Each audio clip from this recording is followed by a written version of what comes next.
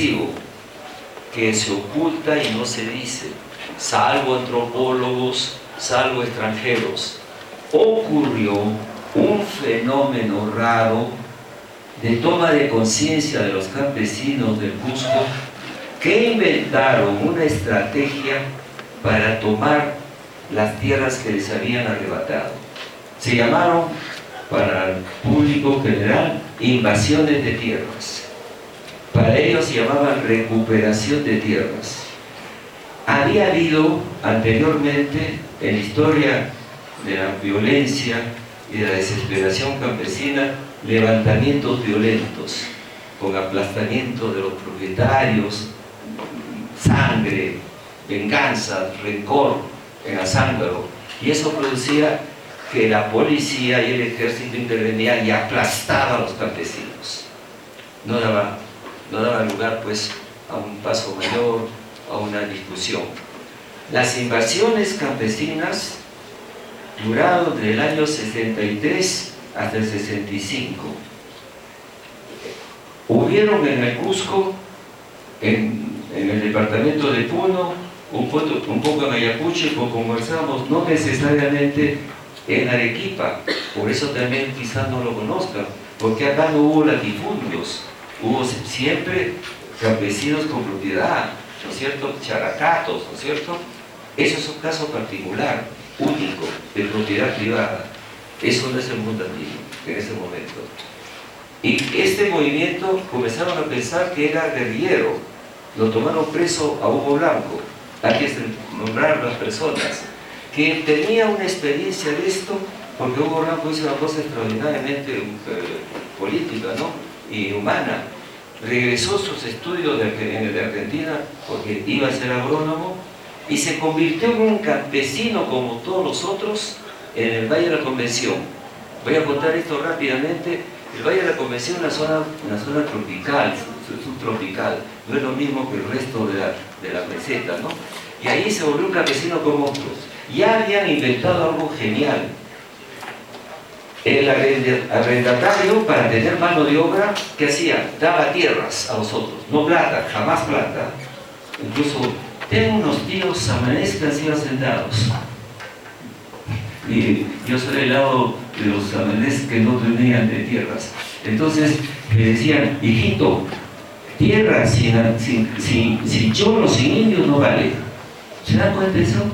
Lo que valía la mano de obra, el no pagar salario. ¿Y por qué no pagar salario? ¿Porque eran malos? No, pues, no, razonemos, porque la ganancia era muy pequeña. Esos latifundios no eran gran productores, eran precapitalistas. Entonces,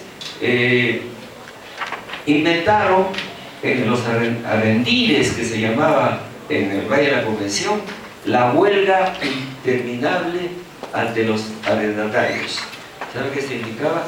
Yo soy el arrendatario, usted es el arrendile, la persona que tiene la tierra. Usted trabaja y yo no puedo trabajar, pues, porque usted no trabaja para mí. Una huelga. Quebraron, tuvieron que pagar dinero. Y ahí en ese momento vino un momento de violencia, y Hugo Blanco fue preso, vino a Arequipa, había ya estaba calificado, había pena de muerte.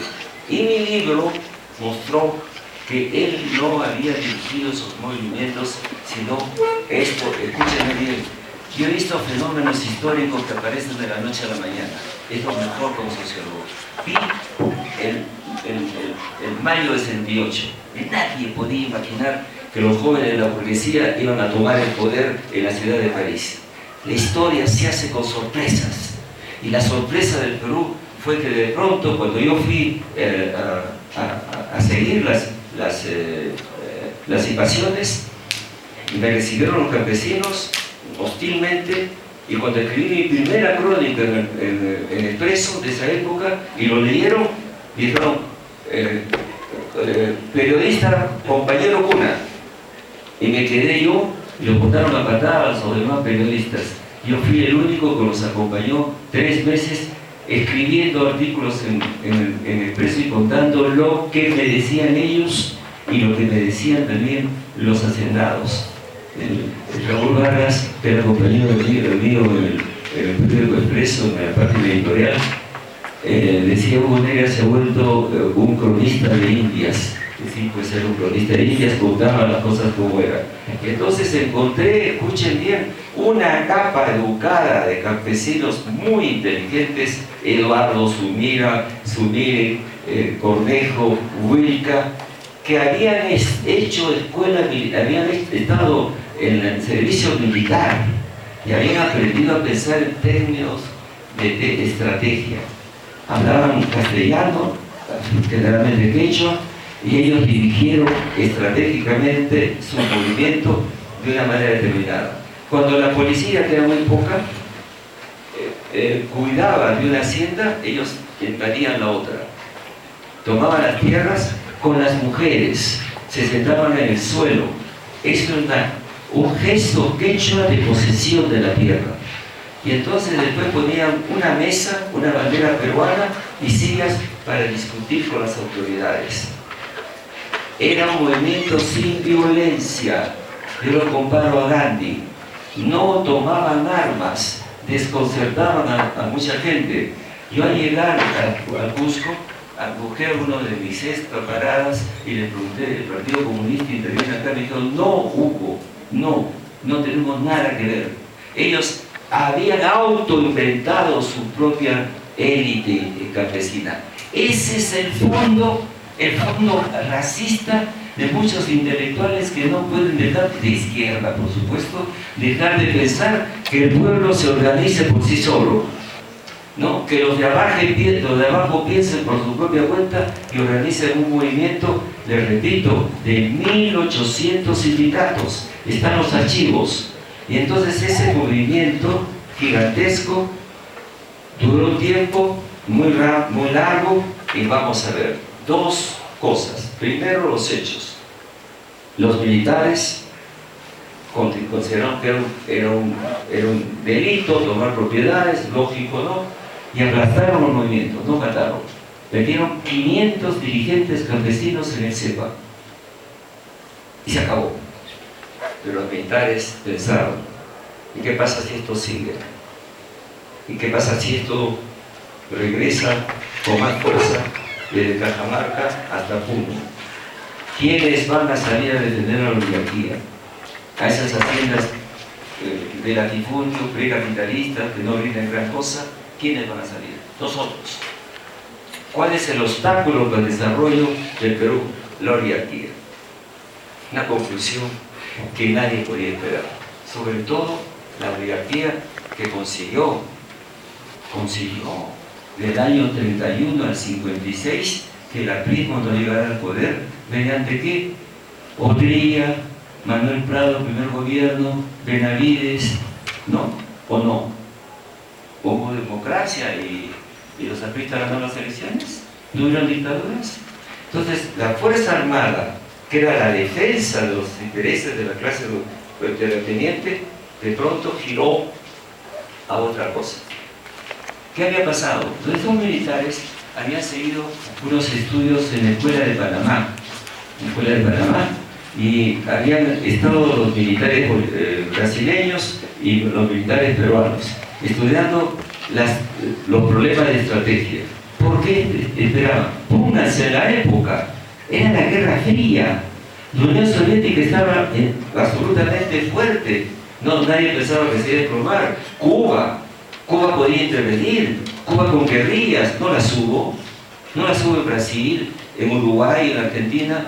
No las hubo en el Perú. No las hubo con Béjar.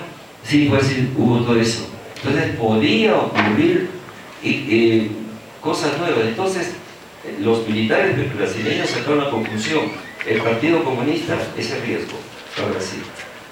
Consecuencia: 4 gobiernos velasquistas, 4 gobiernos de Velasco así en Brasil transformaron la economía brasileña y la convirtieron en un país ya no del tercer mundo. Después vino la democracia. Los militares peruanos dijeron: no, el problema es esta clase rentista, ociosa, terratenientes, y giran a darle la tierra a los campesinos. Reforma agraria del año 69, y que afectó enormemente. Ahora bien, llegamos a este final para entender que la toma de conciencia de los campesinos de ese periodo no son conocidos. No quiero molestarlos ni ofenderlos, pero yo escribí un libro que ha sido traducido en 8 lenguas, ese Cusco Tierra y Muerte. Y 10 años después, en clases que estaba con Levi-Strauss, eso es como estudiar matemática con Einstein. El sistema francés tiene su tronco de conocimientos, ¿sabes? Según lo que estudies, ¿no? Pero tendrían que estudiar otras disciplinas. Al revés, los americanos son multidisciplinarios. Y yo me muevo entre 3 disciplinas. Entonces me pidieron, elige entre la lista de profesores un filósofo, elegí un filósofo. Entre los de Ciencias Sociales, Antropología, Levi-Strauss. Y mi director de tesis me dijo, Hugo, Levi-Strauss tiene el número clausus, quiere decir que una cantidad solamente de alumnos que él aceptaba. Pero yo, peruano, Cusco, qué interesante, que venga. Y tuve un año como Levi-Strauss, como estar un año con Einstein en matemáticas, ¿no? En una clase de Levi-Strauss, de repente Levi-Strauss dice, lo más importante para una candidata a una tesis por un país africano, había hecho varias cosas. Le dijo, haga usted biografías de vidas. Las vidas son muy interesantes, muy importantes. Le falta eso. Había estudiado muchas cosas de la tribu, de forma de matrimonio, todo esto, de estructuras, ¿no? Pero se había olvidado del tema de hacer el estudio micro, pero importante, de la persona, la vida de cada uno de ellos, algunos de ellos. Y yo dije, caray, si vuelvo al Perú, tengo que entrevistar a mis personajes de Cusco Tierra y Muerte. Pasado el tiempo, un día acompaño a un general a una manifestación en Cusco, llena de campesinos, la reforma agraria, y me aburro un poco, pues, ¿no? Y me voy a caminar por la plaza, y de repente lo veo a Wilca, a Saturnino Wilca, que es uno de los dirigentes, sentado en el suelo, asistiendo al mitin, ¿no? Y nos abrazamos, y le digo, Saturnino, te creía muerto. No, me dice, no, muchos años, mucho tiempo en la prisión, pero cuéntame tu vida.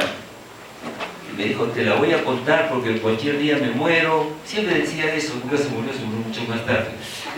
Te llevo a Lima, ¿cómo hacemos? Me dijo, no el tiempo de cosechas. Estuve 2 años llevándome a Saturnino Wilca con traje completo a Lima para hacerle una entrevista larguísima con 2 consultores de quechua. Y después que terminé eso, tenía 1800 páginas, la reduje al tamaño de un libro y lo envié a un concurso a La Habana. Gané el concurso. Se llama Habla un campesino, Saturnino Wilca. Primera vez que un indio peruano con esto, hablando, hace su biografía en 4 siglos, después del Garcilaso. Y nos fuimos a Cuba, y cuando me dieron mis $3000 de premio, se los regalé, se los di a Wilca, porque él había hecho el libro. ¿Cómo hice el libro? Hice preguntas, y después saqué todas las preguntas, con lo cual era solamente Wilca el que contestaba, ¿no? Y ese libro lo han traducido, porque en ese momento había la Unión Soviética, al albanés, al ruso, al alemán, pero ustedes no lo conocen. Entonces, quiero con eso decirles hasta qué punto lo de Velasco ha sido un misterio de esta noche. Pasaron muchas cosas para que esto ocurriera, ¿no? Muchas cosas. Y los efectos, puedo terminar con eso, los efectos fueron inesperados, ¿no? A ver, alguna cosa que le puedo decir. Para mí, después de la independencia del Perú, es el cambio más importante que ha habido. A mucha gente le duele que esto ocurriera pues con una dictadura. Sí, pues, ocurrió con la dictadura. Cuando yo era comunista, en San Marcos, no me peleaba con los zapistas. Los zapistas eran la mayoría del país, electoralmente y también en la universidad. Pero pensaban que eran unos socialdemócratas y que nunca iban a llegar a tener el poder. nunca pudo llegar a la torre a ser presidente. Y alguna vez el país donde ella la torre me hacía el honor de llamarme por teléfono, cuando pasaba rumbo a Suecia, se llamaba para conversar. Yo le dije, yo tuve la intuición que usted nunca lo iban a dejar llegar al poder porque iba a hacer la reforma agraria. Me dijo, bueno, eso no se puede probar, tal cosa, pero fue así. Y entonces, eso ha sido el cambio más importante que sorprendió a toda la clase política. Y entonces, la consecuencia de eso, nunca la izquierda peruana tuvo más público y más partidos. O miento, 13 partidos políticos, ¿no? Y llegaron a la cumbre el año 85 y con la victoria de Alfonso Barrantes, o no es así, en la alcaldía de Lima. Ese momento es porque el movimiento velasquista post Velasco había removido las clases públicas y había zonas de tierra muy fuerte. Error de ellos no haber incorporado la democracia, porque estaban pensando todavía en una revolución cubana. Ya se había hecho la gran revolución. Yo le llamo eso en mis libros de sociología y de historia las capas tectónicas de la sociedad. La sociedad no cambia de repente por arriba y cambia por abajo.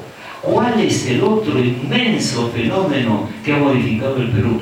La migración. ¿Lo dirigió un intelectual, un partido, una ideología, o fue el pueblo que decidió, cansado de esperar la modernidad, o sea, la escuela, el hospital, la luz eléctrica, viajaron a las ciudades? ¿O no es cierto? Las otras dos movimientos de la placa tectónica cambió el mundo indígena. Así que un fracaso cuando ustedes van al INEI, al Instituto Nacional de Estadística, que le dice que del Puno, de Cajamarca, hay 2 millones de agricultores. No los dio todos en la reforma agraria, 800.000 personas, pero han continuado habiendo personas que son agricultores con propiedad. Ese es un cambio. ¿Hay marchas mineras? Sí, pues. ¿Hay marchas campesinas? ¿Hay queja, dolor? ¿Están fuera? ¿Movimientos violentos? No. ¿Y por qué? Porque tienen la guerra. ¿Por qué fracasó Sendero Luminoso? Porque las rondas se unieron al ejército. Y porque algo que se tiene que saber para una revolución es la hacen las gentes que no tienen nada que perder. Hoy día los campesinos tienen algo que perder. ¿Tienen ustedes casas o sus padres? Somos un país de propietarios. Y eso no es malo, es bueno. Cambió, es otra zona, entraron a la economía. Hoy día este pantalón o este zapato se lo compran también ellos. En ese momento no tenían dinero. Trabajaban y como se vestían, están las fotos, ¿no? Famosas. Que se les ve con el remendón que le hacía la mujer, la esposa. Entonces ya no es otra cosa. Y segundo, salió de Chiripa ese gobierno militar. Pero, ¿qué les parece si por un momento imaginamos que no hubiera habido reforma agraria? Quedaban 2 millones de campesinos presos en los latifundios. Sendero Luminoso habría ganado la guerra. Y en ese momento esta conversación no habría existido. De tal manera que lo único que yo puedo decirles a la izquierda, deben agradecerle a Velasco y a las Fuerzas Armadas que cambiaron esa historia, porque el progreso de las izquierdas vinieron después, ¿no? Vinieron después. Y la derecha debía agradecernos también, porque si no hubiera habido esa reforma agraria, Sendero hubiera triunfado. Ha costado trabajo vencerlo, pero con campesinos y tierras los enfrentaron. ¿Por qué? Porque no querían ser manipulados por los místiles de nuevo, que eran pues más bien la oficialidad de Sendero, que los trataba de arriba abajo. Entonces, el único movimiento popular que ha triunfado en el Perú es Velasco. Miren cómo lo tratan. El pueblo triunfó ahí. Entonces yo siempre he dicho que el gobierno militar no hizo más que de jure lo que ya era de facto. Mis tíos samanés no volvieron a la hacienda después que la tomaron los campesinos. O sea, ya se había removido el mundo campesino y entonces hicieron lo que tenían que hacer, la legalidad. ¿En qué nos equivocamos? En varias cosas. Nos equivocamos, y no me equivoco, no tenía por qué haberse tocado los grandes latifundios, las grandes propiedades del algodón y el azúcar del norte, es verdad.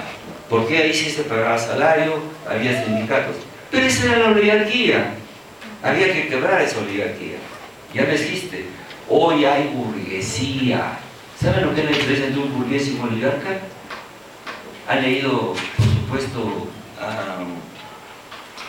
en la novela de Un mundo para Julius, ¿no es cierto? Que es una delicia como el esposo de su madre, ¿no? Cómo vive, ¿no? La mañana va 2 horas a la oficina y luego va a jugar golf, ¿no? Esa clase de rentista de buena vida ya no existe. Hoy un banquero va al banco, un empresario va a la empresa. Y una burguesía es mucho más moderna, ¿no? Creada y abierta al dinero. Si usted hace dinero, pasa para lo otro no. La oligarquía es una conjunción de familias que además se encerraban en sí mismas en el poder. Es un concepto que viene de los griegos, ¿sabes? Aristóteles lo califica así. En la aristocracia los aristoi, los mejores. Pero cuando ese sistema, siempre Aristóteles decía que un sistema tiene su contraparte, se convertía en un grupo pequeño, siendo la aristocracia bastante pequeña, con un grupo pequeño eran los oligoi. Los oligoi eran lo que llamamos una argolla. Entonces era imposible entrar a la oligarquía. Ahora, ese efecto causó una enorme impresión en el Perú conservador de la época. Conversamos hace un instante y decía que las personas que más protestaban porque había desaparecido la oligarquía eran las clases medias de Lima. Y yo preguntaba a las secretarias, ¿no? ¿Por qué había tal cosa? Porque ellas tenían una admiración por las señoritas de la clase alta. Se sabían de memoria lo que era la chichi, no sé cuántos, con quién salía, cómo se vestía, y esas clases medias eran absolutamente conservadoras, tenían su esperanza de algún día ser como esas personas. No fueron las clases dominantes las que se sacudieron. Cambió el país, cambió la economía, y entonces estamos en otro tiempo. Se ha desperdiciado el post-velasquismo. Pudo haber en este país una izquierda democrática, como la hay en Chile, como la hay en otros países. No fue así. Se dejó y se ha abandonado la educación peruana, que no es la de mi tiempo. Yo estudié en la unidad escolar del doctor Carvajal. ¿Qué pasó en el Perú en materia de problemas? ¿Qué somos hoy? ¿Somos un país subdesarrollado? Ya no tenemos analfabetos. No, ya no hay analfabetos, es verdad. Quedan muy poco, 3 al 9%, muy poco. Pero tenemos iletrados, que son los que no abren nunca un libro, ni un periódico. Y se manejan por las redes.